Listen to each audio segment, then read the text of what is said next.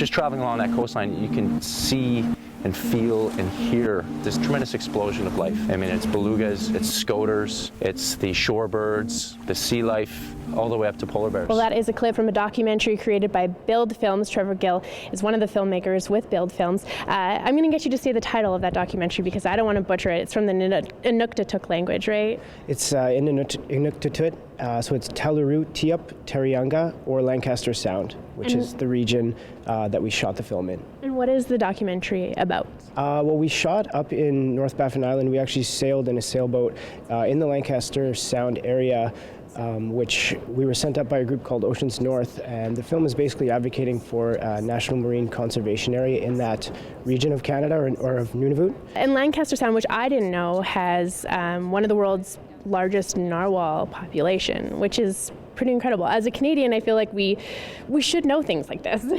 Well, I'll speak of one moment specifically. We woke up in the sailboat one morning, and we're about to leave, pulled up the anchor, whatnot, got the sailboat ready to go, and a few minutes later we started seeing narwhal popping, and it was just one after the next, and let's just say we stopped right there, and I shot for probably another 3 hours, just watching, I'm going to say about 1,000 narwhal that just had come out of nowhere. I had never seen them until that time, so it was pretty amazing. That's amazing. The Canada's North is just so mind-boggling to me. I can't even imagine what you saw. Now, Build Films does a lot of documentaries inspired by stories from the environment. What inspires the topics that you guys are going to be covering?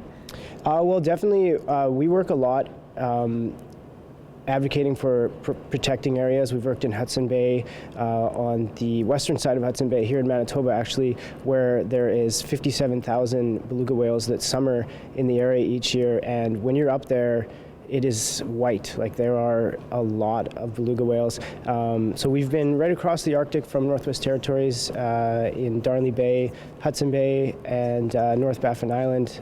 We've been over to Labrador and that kind of thing. But it's very often working with environmental groups, working with northern communities or Inuit communities, and advocating for the protection of a lot of these areas.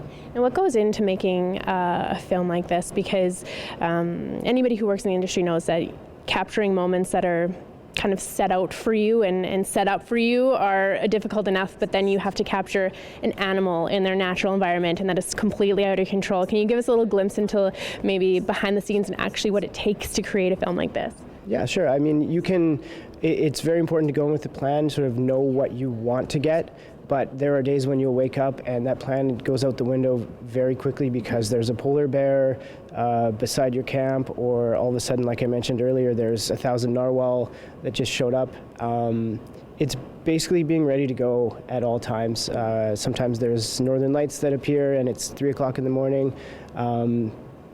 You're telling a story as you go, and that's something to remember, I guess. And what is it about films that you think has the great power of affecting change and creating a conversation about protecting our environment? What is it about documentary films that have that special power? Well, I think, for those that haven't seen these places, or those who may never, it's trying to put the viewer in that spot, and North Baffin Island, which is where Lancaster Sound was set, is probably the most beautiful place I've ever seen. And for those that have never even seen a photo of it or have never seen other video, we want to put people in that situation and show what it's like up there. And it's a very special place. Well, Trevor's piece will be one that is going to be airing here at the Real Green Festival put on by the Manitoba Eco Network on March 10th. For more information, you can find their website. You can also find us online. Just search for Shaw TV Winnipeg. Thanks for watching, and we will see you on the next episode of Go.